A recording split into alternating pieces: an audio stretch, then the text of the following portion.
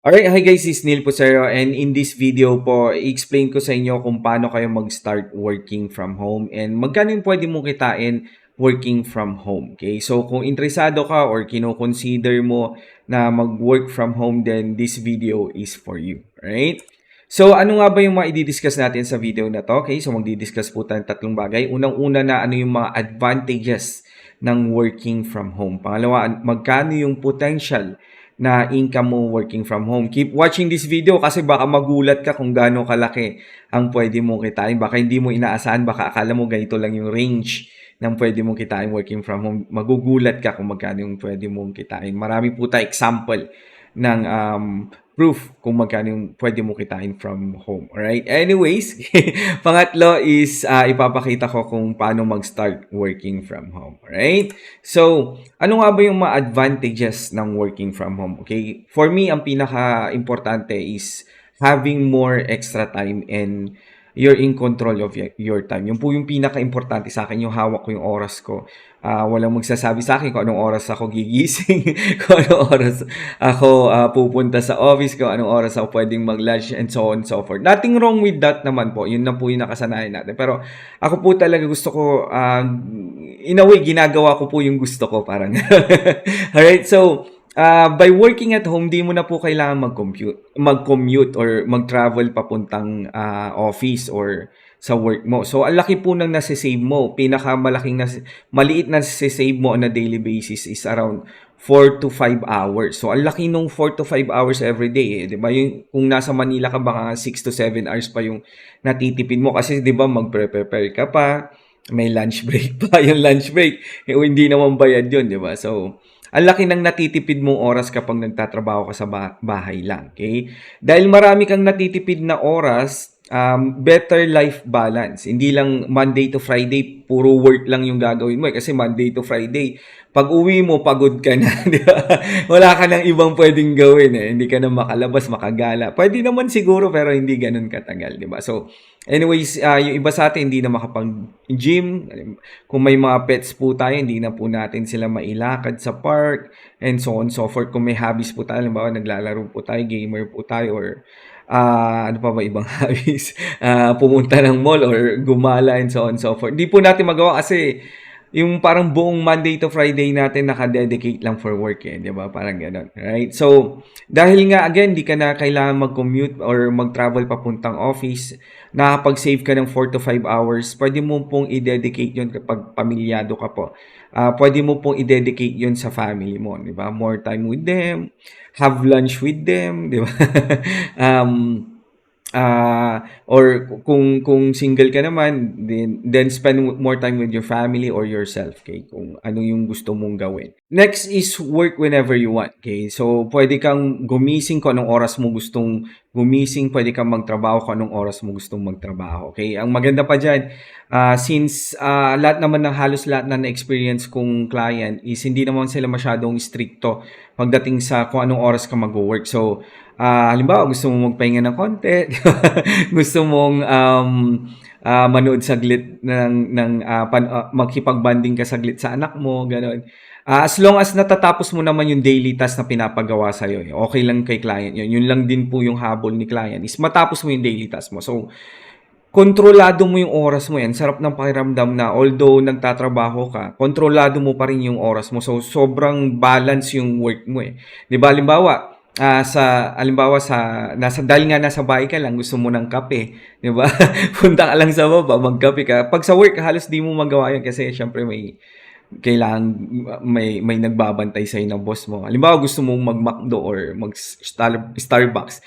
Kung may malapit na Starbucks sa'yo, labas ka lang saglit. Bili ka Starbucks, uwi ka ng bahay niya, mag-work ka ulit. In a way po, napakasarap po talaga na hawak mo yung work mo and kumikita ka pa ng sobrang laki. Mamaya po ipapakita ko yung pwede niyong kitain working from home. Okay, so next is perfect po para sa mga single parents and introverts po yung work from home. Okay, so kung single mom ka or single dad ka, syempre kailangan mo rin mag-work para sa kanila. And minsan, hindi natin din, di ba pag iiwan mo minsan, hindi po ako single dad pero 'pag iniiwan ko po yung aking aking mga anak sa ibang tao, medyo nag-aalangan po ako, kahit na parents 'yan or relatives, pero medyo nag-aalangan ka, 'di ba? Ibang-iba yung ikaw mismo yung nag-aalaga, eh. Lalo na kapagka, baby pa lang yung anak mo, gusto mo ikaw, eh. Ibang-iba yung ikaw yung nag-aalaga, eh. So, 'pag single mom ka or single dad ka, ito yung chance mo na nasa bahay ka lang, nababantayan mo ang anak mo, at the same time kumikita ka, okey? Kung medyo, introvert ka naman, mahiyain ka sa ibang tao, perfect 'to dahil, maghanap ka ng client na wala pang team, okay? And kayo lang ni client yung mag-uusap. Madalas sa interview lang yung video call, eh. Pagkatapos ng video call, sa interview madalas chat na lang 'yan, mag-uusap na lang kayo sa chat, sa email, reporting, and so on and so forth. So, kung medyo introvert ka and medyo mahiyain ka, sobrang perfect ang working from home career para sa'yo. And pangatlo, and I'm sure ito yung inaantay ng iba, is malaki po talaga yung kitaan. Ipapakita ko sa inyo maya-maya kung magkano yung pwedeng kitain. Kasi nga, working from home, unlimited po ang pwede nating clients na makuha, especially pagka magaling na tayo. Sabi ko nga kanina, basis po yung working from home. Hindi po lahat may mga specific lang po na work from home na may ipapagawa lang sa'yo, and pag natapos mo yun, okay na. So, kung magaling ka po, yung 8 hours na madalas kailangan mong gawin, minsan natatapos mo na siya within 3 to 4 hours. So, ang dami mo extra time. Yung extra time mo na yun, pag masipag ka po, pwede ka pa po ulit maghanap ng ibang additional na clients mo. So, nadudoble, natitriple na 4 times po ang pwede mong kitain working from home. Okay? So, speaking of potential income, okay? So, pag-usapan po natin kung magkano yung pwede mong kitain working from home. Okay? So, ito po, screenshot po from Upwork.com po. So, pwede nyo po silang i-search, mahanap nyo po sila para hindi nyo naman po sabihin na gawa-gawa ko lang po itong mga nilalagay ko po dito. Anyways, okay, si Mishera, I hope na pronounce ko ng tama yung name ni Mishera. $60 po yung kinikita niya. Per hour po yan, and kumita na po siya ng $40,000 or 2.2 million. Si Sir Malik, okay, kumikita po ng $20 per hour or 176,000 pesos monthly. So imagine, 176,000 yung kinikita mo on a monthly basis, diba? Kung single mom ka, and kahit 5 or 6 anak mo, kayang-kaya mo ng buhayin yan. Grabe naman single mom, 6 ang anak. Grabe naman. Isa ka pa iniwan, yung 6 na yung anak mo. Anyways, okay, nagbibiro lang po. Pero imagine guys, kumikita kayo ng 176,000 on a monthly basis, diba? So, napakalaking tulong na po yan. Halos ma-afford mo na po lahat ng basic to intermediate, basta hindi ka naman po bumibili ng mga Louis Vuitton, ganun. Halos lahat po mabibili mo na with 176,000. Hindi ka na kailangan mag-alala, may pambayad pa ba kami sa bills, baka paalisin na kami dito sa nirerentahan namin, and so on and so forth. So, isa yan sa masarap na pakiramdam, yung natutulog kang hindi ka nag-aalala sa mga bills mo. Okay, so anyways, napakwento na naman po. So ito po yung mga kumikita na mga tao po, okay? Ito yung mga working from home po sila as an Etsy VA. Mamaya di-discuss po natin. Alright. Ito naman po yung mga sample posting po ng Etsy VA or working from home na job posting naman to. Ito mismo yung mga naghahanap po ng mga clients, okay? So, kung makikita nyo po dito, Etsy Specialist for Accounting or for Listing and Account Management, okay? So, ang offer po niya is $10,000, okay? So, I'm sure kahit anong estado mo sa buhay, $10,000 or kalahating milyon yan, 550,000 pesos. I'm sure malaking bagay na yan para sa inyo, okay? And imagine, ikaw po nakakuha ng project na to. So, napakalaki po yan para sa atin po, okay? So, posted 3 days ago lang po yan. So, very latest po yung mga nandito po. Okay? Ito naman po posted 4 days ago. $10 to $60 po yung ipapasahod niya. And 1 to 3 months po yung parang project. Pero usually, nagtutuloy-tuloy po yan. Especially pag pinakita mo talaga kay client na dedicated ka, na trustworthy ka, na talagang iniisip mo yung kapakanan ng client mo, then mag-extend ng mag-extend po yan. Ganyan po nangyari din sa akin eh. Nag-extend ng nag-extend po. Okay, ito naman po. Posted yesterday lang po $5 to $20 per hour. Kung na-hire ka with $20 per hour, around 176,000 pesos yan. Okay, parang si Sir Malik.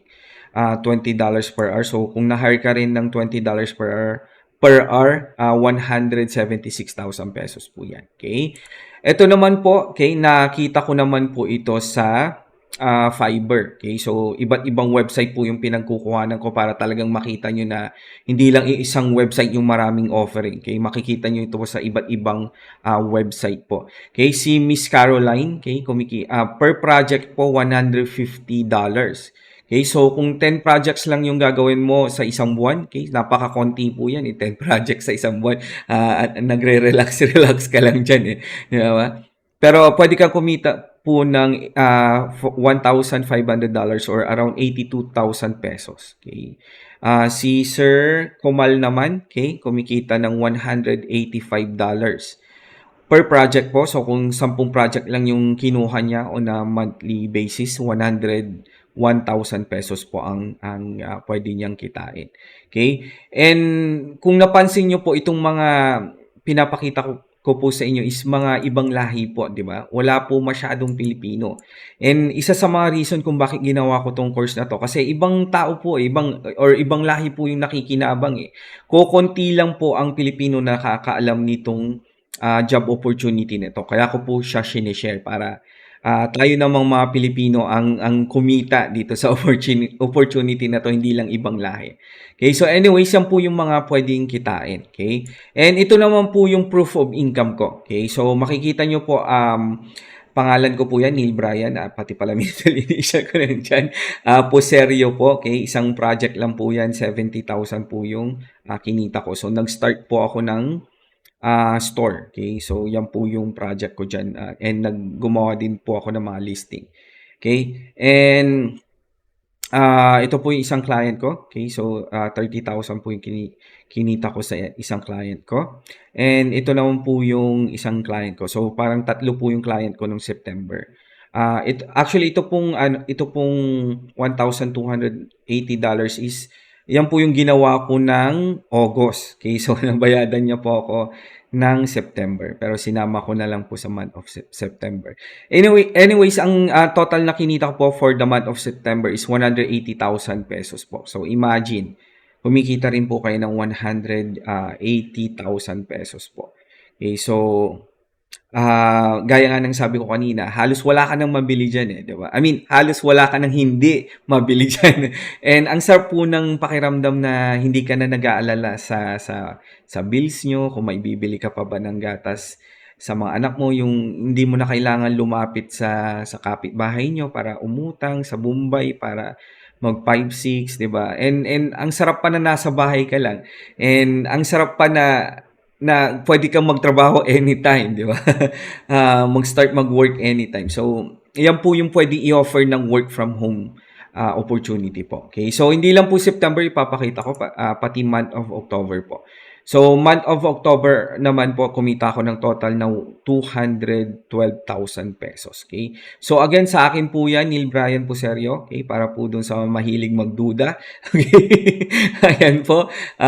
Sa akin din po lahat yan. Sinend po sa aking bangko na bank po yan. Okay? So, ayan, proof of income po. Hopefully, nandyan na po yung proof of income. Wala na po masyadong magtatanong kung pwede pa talagang kumita ng malaki working from home. So again, iparamdam ko lang po sa inyo kung gaano kasarap na kumikita ng more than 200,000 working from home. So again, makakabili ka ng mga latest na phone. Okay? So ilang iPhone 5 yan? iPhone 15 Pro Max yan. Dalawa.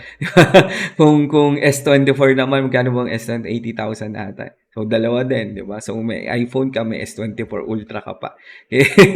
Or kapag pupunta ka sa SNR, 'di ba, doon parang nakakayang mag-grocery doon ng kokonti. Punuin mo, dalawang kartulak mo, 'di ba? 'Di ba? Tapos sampal-sampalin mo sila, ano kayo ngayon? Mga gano'n, 'di ba? So anyways, nagjo-joke lang po ako kasi gusto ko lang po talaga i-share 'tong opportunity na ito sa ating lahat po, sa mga Pilipino kasi ang nagdo-dominate po talaga ibang lahi eh. Hindi ko naman po sinasabing hindi sila magaling pero alam ko mas magagaling tayong mga Pilipino, 'di ba?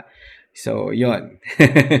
Anyways, okay, para po dun sa mga interesado na kumita rin working from home, kung gusto nyo nang magtrabaho sa bahay lang, gusto nyo ng more oras para sa sarili nyo, para sa pamilya nyo, or kung OFW ka, naghahanap ka ng part-time, naghahanap ka ng sideline, or kung working student ka, gusto mong part-time, mag-work ka lang 3 to 4 hours daily, gumawa po ako ng course, okay? Dito sa course na to, tuturuan kita ng isang skill which is pagiging Etsy VA. And once natapos mo po tong course na to, makakapag-apply ka na sa almost lahat po ng job posting po related to Etsy. Okay? So, i-discuss ko ng konti po yung kung ano yung matututunan mo dito sa course na to. Okay? So, from Module 2 to Module 8, ituturo ko po sa iyo lahat ng um, job openings or job specific role, parang gano'n. Hindi ko mahanap yung term eh. Kasi sa isang Etsy team, may iba't ibang members po. May SEO team, may product listing team, may product research team, may graphics team, may POD team, and so on and so forth po. So, inisa-isa ko po yung component ng isang team po ng isang Etsy team. Okay? By that time na matapos mo po itong Module 2 to Module 8, isa ka na pong account manager. Ibig sabihin po na account manager is pwede mo na pong ma-manage lahat po ng pasikot-sikot sa Etsy business. Okay? So, Module 2 about Etsy business, Module 3 about SEO and mga tools na ginagamit for SEO. Module 4 is product listing optimization. Module 5 rather, social media management. And pag-ads din po, tinuro ko rin po dyan. Module 6, customer service management and reporting. Lahat po ng parts ng dashboard ng Etsy seller dashboard po, iinisa-isa ko po yan, and yung mga function po nandiyan po sa Module 6. And mayroon ka pong script. Okay, bibigyan po kita ng script para po sa mga pagiging customer service mo po sa Etsy. And Module 7, POD or print on demand business model, diniscuss po natin dyan, and kung paano gumawa ng mga print-on-demand products and so on and so forth. And Module 8 po, pagiging digital product expert naman po ang tinuro ko. So, basically lahat ng job openings po sa pagiging Etsy, pwede mo pong ma-applyan once natapos mo po ang Module 8, Module 2 to Module 8. Okay? Pero, hindi ko po kayo basta sasalpakan lang po ng mga information. Okay, na ito, i-memorize mo to, ito gawin mo to, ito yung ganito, ito yung gano'n. Hindi po. Hindi po natatapos dyan ang suporta ko po. Kasi gusto ko po talaga na makapaghanap po kayo agad ng mga clients, or ayun nga, mga clients, hindi lang isang client kundi napakaraming clients. Clients na kaya mo pong ma-handle. Kaya sa Module 9 po, ituturo ko po sa inyo kung paano po mag-apply as an Etsy account manager. Okay, saan po kayo maghahanap ng mga Etsy job openings, and kung paano gumawa ng mga accounts po sa inyong job websites na tinatawag na kagaya ng Online Jobs PH, Upwork, Fiverr, mga ganun. Tinuro ko po yan. And sandali. Sa lesson 36.2, gagawa po tayo ng mga resume, parts ng resume, anong mga ilalagay mo sa resume. So, spoon feeding po tayo dito. Kasi bibigyan po kita ng mga iba't ibang parts ng resume, and bibigyan po kita ng mga pwede mong ilagay po doon. So, kung medyo hindi ka po masyado makaisip kung anong pwede mong ilagay doon, nandyan na po lahat yan. Naisip ko na po lahat yan. Okay? And gagawa po tayo ng online portfolio. Yung online portfolio po, isa po yan sa sekreto ko kung bakit na-hire ako 80% of the time sa mga interview. Okay? So, lahat po yan gagawin po natin. And lahat po ito, ginawa ko po na iniisip knowing na wala ka pong experience pagdating po sa working from home as a VA and as a Etsy account manager po. So, ginawa ko po to knowing na wala ka pong experience. Okay? And hindi pa po ako nakokontento doon na tinuturuan kita kung saan maghahanap ng client, kung saan paano gumawa ng resume, online portfolio, kung gumawa ng mga online jobs accounts and so on and so forth. Hindi po natatapos doon. Okay? Dahil po sa module 10, dinedicate ko po ito sa actual naman po na interview naman po. Okay? So, dito naman po gagawa tayo ng perfect cover letter. Actually, personalized cover letter po yan kahit wala kang experience. Ito po yung cover letter po, ito po yung isisend mo sa mga potential clients mo. Personalized po yan para mag-leave ng lasting impression po yung mga client nyo sa inyo. Okay? And sa lesson 43, 42 to 44 po, i-discuss natin lahat ng possible na questions na itatanong sa'yo. Okay? I-discuss po natin yon and bibigyan ko po kayo ng script. So, ano po talaga to, dahil po dad po ako, medyo alam ko po kung paano turuan yung mga yung mga anak ko po. So, ganito po rin yung ginagawa ko. Spoon feeding po talaga, lahat ng kailangan mong matutunan nandito na po talaga. So, hindi lang paghanap ng client kundi pati interview po nandito po dito po sa course natin. And i-discuss natin po ulit yung Upwork and Fiverr. And kaka-add ko lang po ito is i-discuss ko sa inyo kung paano kayo makakahanap ng unlimited na clients po outside of online jobs, PH, Fiverr, and Upwork. Okay? Kung hindi ka medyo mahilig doon sa mga online jobs or sites, then meron po tayong strategy kung paano po kayo makakahanap ng unlimited na clients. So anyways, hindi mo po kailangan baka iniisip mo po kailangan mong 10 o 20 client po para kumita po ng malaki sa pagiging VA. Hindi po. Basta makahanap po kayo isa o dalawa or at most 3 na client po na magandang magpasahod po. Then solve na po yun. And on a daily basis, basta magbilis ka na pong mag-work, kaya mo po siyang tapusin na 8 hours eh.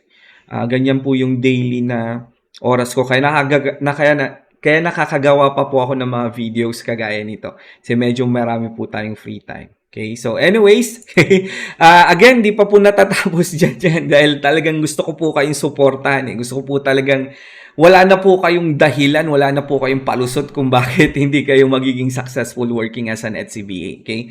Meron pa po tayong on-the-job training worksheet po. Ito po yung mga actual na pinapagawa ko po sa aking team. Okay? So, account manager na po ako. May minamanage po akong team. And madalas po doon mga ibang lahi. Okay? Anyways, okay, ito po yung mga pinapagawa kong worksheet po sa mga SEO expert, sa mga product listing expert, product research worksheet, and so on and so forth po. Ano pong ibig sabihin yan? Ibig sabihin niyan, meron ka na pong actual work experience. Kasi yung pinapagawa ko sa kanila, ipapagawa ko rin po sa'yo. Ang ibig sabihin po nun, again, is may actual work experience ka na. So wala ka pong, hindi mo po pwedeng gawing dahilan ang wala kang actual work experience kaya hindi ka ma-hire. Okay? Ipakita mo po itong mga worksheet na ginagawa mo sa kanila, ipakita mo po sa mga clients mo to. And isampal mo po, sabihin mo ito yung experience ko. Napakarami ko po ipapagawang worksheet sa'yo to the point na talagang maniniwala si client na meron ka ng actual work experience. So, again, hindi mo na po problemahin ang work experience para makapag-apply ka po. Hindi yan magiging issue po. Okay? And finally, parang spoiled na kayo talaga dito sa ating course. Okay? So, meron po tayong weekly training webinar. So, again, di ko lang po kayo bibigyan ng information, kundi i-apply po natin yan dito po sa mga worksheet po. And, meron po tayong exam. Hindi lang po natin i-apply yung mga natutunan natin. Meron pa po tayong exam dahil on a weekly basis po magkakaroon tayo ng training webinars po kung saan magro-role playing po tayo. Ako yung potential client nyo and kayo po yung parang nag-a-apply po. So, mag-i-interview tayo, tatanungin ko kayo nito, sasagutin nyo ng ganon. Okay, and syempre, i-check natin yung mga worksheet ninyo po, i-check natin yung mga resume, yung mga online portfolio, and so on and so forth po. And lahat po yan, ma-avail nyo po dito sa course, right? So, kung interesado ka pong kumita working from home kahit na wala ka pong experience, gusto mo pong matutunan kung paano ka mag-work from home, then i-click mo po yung link na dyan po sa description. Mapupunta po kayo sa ating course page po. Okay, so again, thank you so much for for watching this video. Again, if gusto mo ng more time for yourself, gusto mo ng more balanced life, hindi lang puro work yung ginagawa mo. Kung gusto mo ng kumita ng 100 to 200,000, enroll na po, nandiyan po yung link sa baba. Thank you so much for watching this video. Again, this is your coach Neil Puserio. Have a great day po and God bless po sa atin lahat. Right? So thank you and bye-bye.